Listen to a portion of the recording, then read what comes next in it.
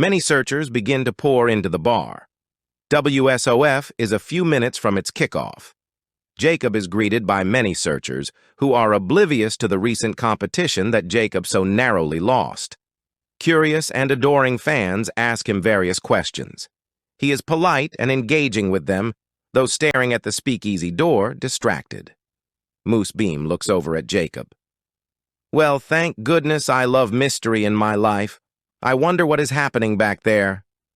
They both laugh, though they keep their eyes locked on the door.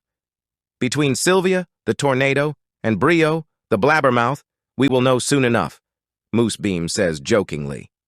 The room is full of searchers from all over the globe. Moose Beam takes the microphone, turns, and says, "Greetings, friends. It is now time to kick off the WSOF. I want to welcome you, all of you." From the back of the room, someone yells out, "Where is Brio?" as another yells, "Did you shave your beard again?" Then from the front, "Are you in the doghouse?" Both signature mows and dog howls echo the fun-filled room. Moose Beam smiles and replies, "Well, that is complic—" To everyone's shock, Sylvia and Brio explode from the speakeasy. Moose Beam's jaw drops to the floor. "Here they are now," Moose Beam says as if it was planned. Sylvia takes the floor and exclaims, "Round of drinks on me!" Both Sylvia and Brio's eyes are red and swollen. It seems they had been crying. Brio and Sylvia hug. "Thank you, friend. I can't believe I was there for that. My lips are sealed." "Well," Brio smiles, "except for Moose Beam." Sylvia replies, "Yeah, and except for Dom Parker." They laugh. The room erupts with cheers as the waitress comes around with drinks for everyone. Sylvia heads into the crowd, while Brio stands alongside Moose Beam. "I want to say how much I love this fella. We all love him. No, to Moose Beam," Brio exclaims as she raises her glass in a toast.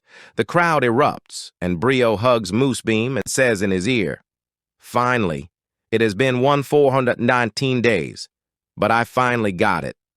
Finally." Moose Beam patiently says, "I can't wait to hear. Celebrate with your friends now. It is WSOF time. And guess what? You are giving the opening speech." He winks at her as the last drink is handed to the last searcher in the crowd.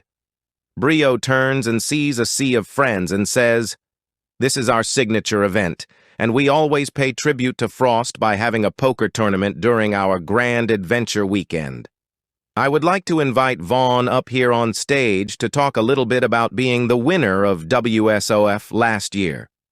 As she hands Vaughn the mic, she knew this would buy her a few minutes to compose herself and get ready for her speech. Vaughn takes the stage and says, "I enjoyed my time so much. I will only tell you about one poker hand, the final one, the most important one. As the cards were dealt, I glanced down to find a pair of threes staring back at me, the 3 of diamonds and the 3 of spades. It wasn't the strongest starting hand, but it held potential.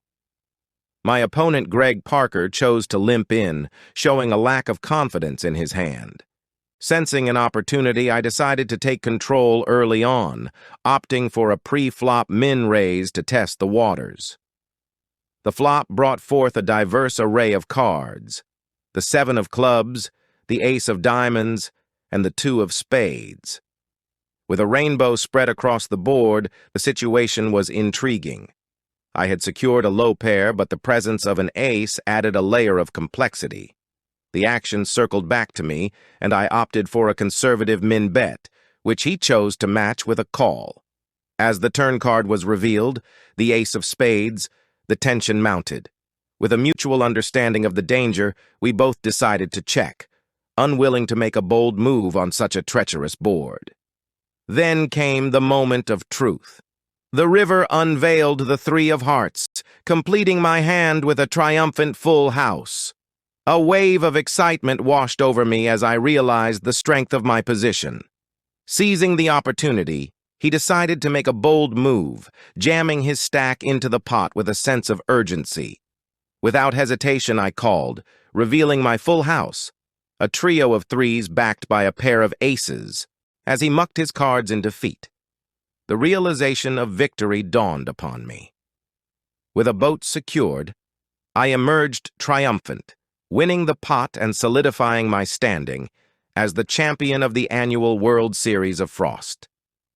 Cheers come from the crowd. As Vaughn tells his story, Brio scans the room to find Sylvia. She sees her at the back of the bar. The tiny little blonde is hugging Jacob and her body is shaking. As Sylvia turns, Brio can see her face and tears are streaming down. Brio wonders if she told him. Those two had always been close and had a roller coaster of a friendship, to say the least. Yeah, she did, Brio thought to herself, and I am the blabbermouth? She chuckles.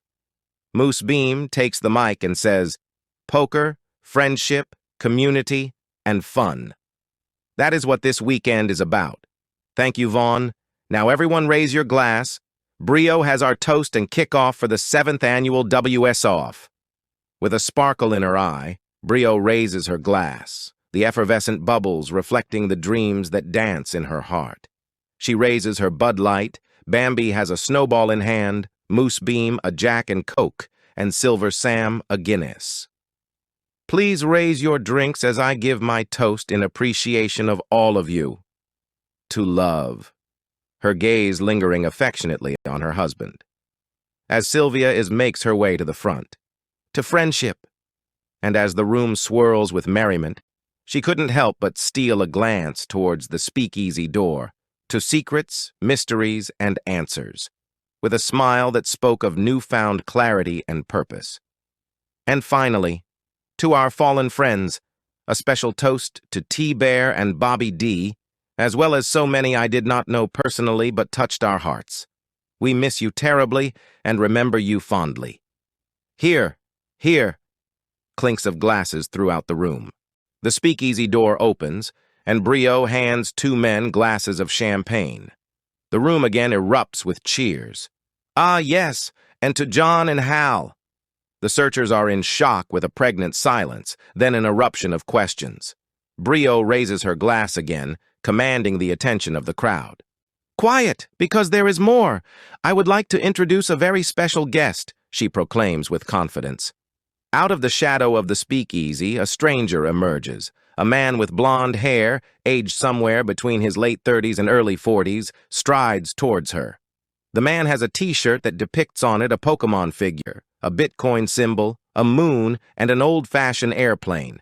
The man approaches the microphone. In one hand, he cradles a pickle jar, while in the other, he grasps a book with a distinct X emblazoned on its cover. The man nods to Brio and addresses the assembled crowd. Hello, everyone, his voice carrying a hint of excitement, perhaps of urgency. I have a very important announcement to make. All fell silent, anticipating. Brio turns to Moose Beam. You're going to love this?